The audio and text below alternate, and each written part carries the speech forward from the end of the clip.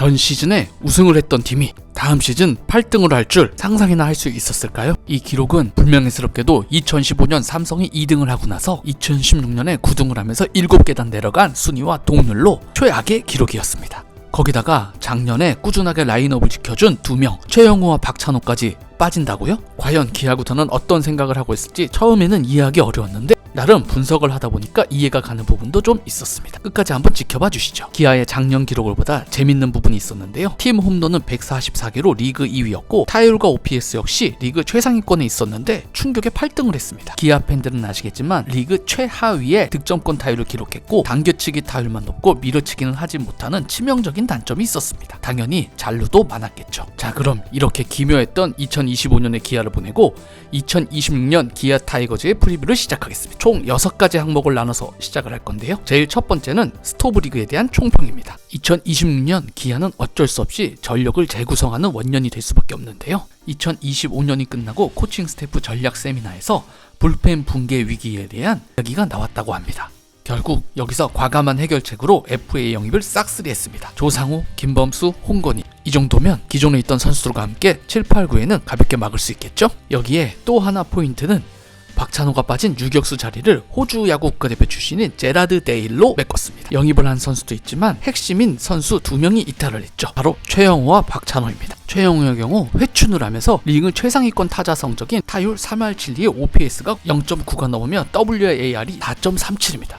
WAR은 간단히 말씀드리면 너 없으면 우리 팀 몇 번이나 터져? 이거라고 생각하시면 될 것 같네요. 박찬호 선수 역시 유격수에서 리그 상위권인 WAR 3.80을 기록하고 있습니다. 그러면 이 두 선수가 빠지면 8경기를 더 진다는 이야기인데요. 어떻게 기아구단은 메꾸려고 생각하고 있을까요? 먼저 최영우의 최근 3년 기록을 보면 물론 지명타자로 뛰긴 했지만 기록이 상당히 준수합니다. 중심타자로서 중요한 지표인 타점도 3시즌 평균하면 90타점 이상이 거기다가 최영우가 타석에 있음으로써 김도영과 나성범으로 집중될 수 있는 투수의 견제가 줄어들었음은 사실이죠. 최영우를 대체할 수 있는 선수는 새로운 용병으로 온 카스트로밖에 보이지 않습니다. 카스트로는 작년 트리플 A에서 3할 7리에 21홈런을 칠 정도로 컨택의 강점도 있으면서 장타력도 있는 선수입니다. 특징 중에 하나가 배드볼 히팅이 아주 좋은 선수라는 것인데요. 제구가 잘 되지 않는 공도 잘 치는 편이란 이야기죠. 최영우가 압도적인 출루율을 보여주는 선수였다면 카스트로는 높은 인플레이 타구 비율로 인한 갭파워를 보여줄 수 있는 선수입니다.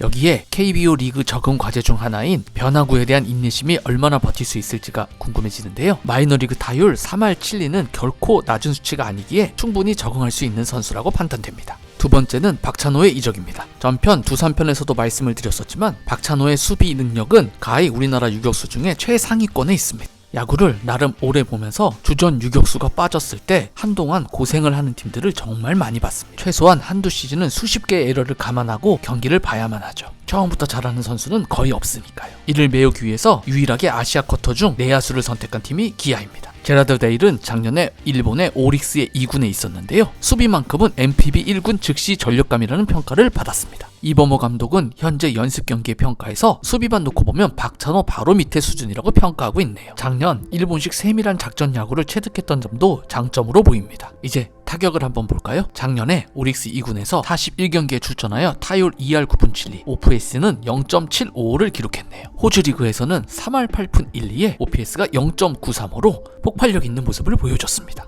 기아가 이 선수를 왜 주목했을지를 생각해보면 오릭스의 육성 선수로 들어가서 컨택 능력도 준수한 편이었고 젊은 나이와 호주 리그에서 압도적인 퍼포먼스 때문 아니었을까 판단됩니다. 참고로 다음 유격수 FA는 NC 김주원이 2029년으로 알려져 있습니다. 좀 더 신빙성 있는 데이터를 위해서 올해 열린 2026 WBC 제라드 데일의 타격 리포트를 보시면요. 타율 2할 8푼 6리에 4안타, 타점도 2개나 가지고 있고 도루도 하나 기록했네요. 이 정도면 기아에서는 최선을 다한 선택을 한 것 같습니다. 세 번째는 마운드 뒷문의 대격변입니다. 작년의 경우 재작년에 우승에 힘썼던 영건들이 많이 성적이 하락했지만 이 영건들의 성적마저 받쳐주게 된다면 무려 11명의 양과지를 갖춘 개투진을 갖게 됩니다. 이것이 현실이 된다면 아마도 KBO 리그에서 최고의 불펜진을 갖게 되지 않을까요? 먼저 마무리 정희영입니다. 작년에 60경기에 61이닝을 뛰면서 혹사 우려가 조금 일어났고 리그 9원패 1위를 했네요. 그러면서 평균 자책점도 3.79로 후반기에 급상승했습니다.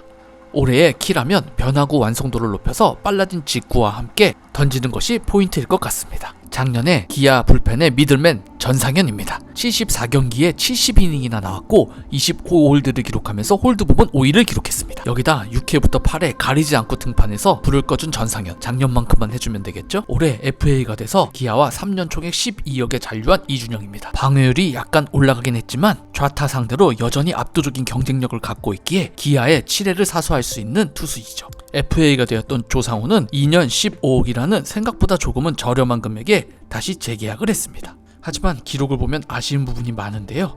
일단 구속이 많이 줄어들었고 이로 인해서 출루를 상당히 많이 시키고 있는 상황입니다. 올해는 구속을 올릴 것인지 아니면 투구 패턴에 변화가 있을 것인지 어떤 것에 중점을 두고 있는지가 궁금하네요. 작년 하나에서 뛰었던 김범수는 3년에 20억을 받고 이적했습니다. 혹시 그거 아시나요?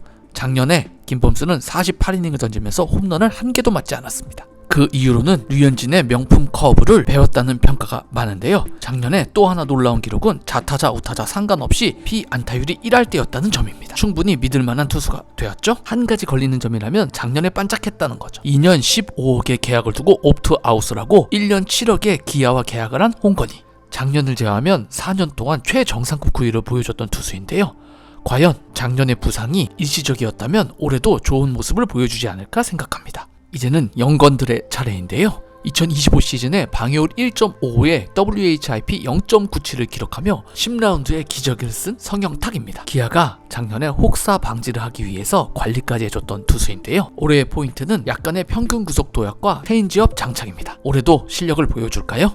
추락하는 것에는 날개가 없다는 것을 보여준 최지민입니다. 한때 국가대표에도 뽑혔던 선수가 방해율이 6.58에 WHIP가 1.8이나 되었습니다. 재고 안 되는 150km 배팅볼이라는 얘기를 듣고 있네요. 일단 구속을 낮춰서라도 스트라이크를 먼저 넣는 것이 우선이라는 평가가 많습니다. 최지민의 자리를 꿰찬 선수는 김기민입니다. 방해율이 3.25로 상당히 좋은 방해율을 보여줬습니다. 손승락 매직이라는 찬사를 받고 있는 선수인데요. 올해 더 좋은 피칭을 보여준다면 더 많은 이닝을 뛸 수 있겠죠? 작년에 아쉬웠던 또 한 명의 선수 곽도규입니다. 4월 중순 왼쪽 팔꿈치 수술을 하면서 시즌을 조기 마감했는데요. 다시 속도를 올리며 건강한 복귀를 할 수 있을지 궁금합니다. 마지막은 하나에서 온 이태양입니다.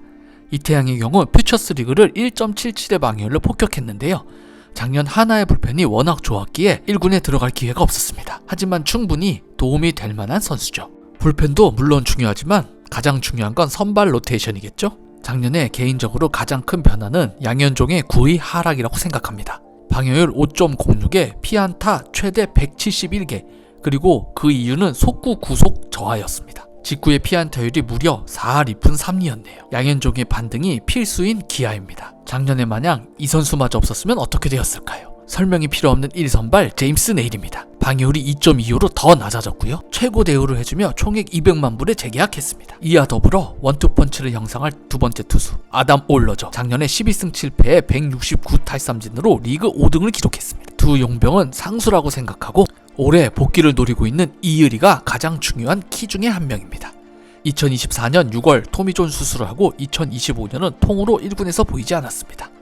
현재 라이브 피칭 최고 구속이 152km가 나오고 있다는 소식이 들리며 릴리스 포인트의 일관성이 개선되고 있다는 얘기가 들립니다. 재구만 된다면 국가대표에서도 에이스가 될 수 있는 이의리죠. 언제 돌아와 어떤 모습을 보여주냐가 기아의 핵심이 되지 않을까 생각합니다. 현재 5선발을 노리고 있는 투수 중에 한 명은 황동아입니다. 빠른 투구 템포와 시원시원한 투구 상황은 장점으로 부각받고 있으나 제구의 정교함이 부족하다는 평가를 받고 있습니다. 또 한 명의 선수는 박찬호의 이적으로 보상 선수로 받은 홍민규입니다. 처음엔 누구냐라는 얘기가 많았지만 아시아 선수권에서 일본전에 6.2이닝 무실점 선발승을 거두면서 여론이 뒤바뀌었죠. 최근 시범 경기에선 2이닝 2실점을 했네요. 다섯 번째는 타선입니다.